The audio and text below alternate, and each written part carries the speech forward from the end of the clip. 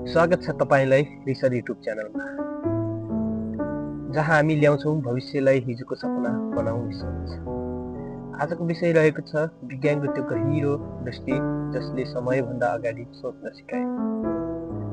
हामी कुरा गर्दैछौँ महान वैज्ञानिक निकोला टेस्लाको त्यो अद्भुत भनाइको बारेमा, जहाँ उनले भन्नुभएको थियो आजको विज्ञान भोलिको सपना हो।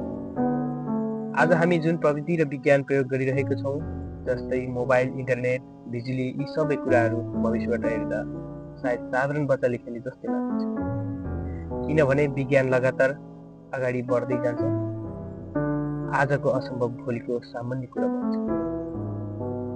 हाम्रा पुर्खाहरूले आकाशमा प्लेन उड्दा फलामको चरा उड्यो कसरी भनेर चकित पर्नुहुन्थ्यो। अहिले हामी बसमा टिकट काटे जस्तै काटेर चढ्न डराउँदैन। भविष्यमा सायद आजको हाम्रो मोबाइल, एआई, भर्चुअल रियालिटी, भोलिका पुस्ताले यसलाई हामी त स्कुलमा नै सिक्थ्यौँ भन्ने छन्। त्यसैले टेस्लाले हामीलाई सम्झाउन खोजेका छन् कि सपना निरन्तर देख्नुहोस्, निरन्तर प्रयास गर्नुहोस्। आजको साधारण प्रयास नै भोलिको अद्भुत इतिहास बन्न सक्छ। सपना देख्न, प्रयास गर्न कहिले नछाड्नु। यदि तपाईलाई भिडियो मन परेमा लाइक, कमेन्ट, सब्सक्राइब गर्न नबिर्सनुहोला।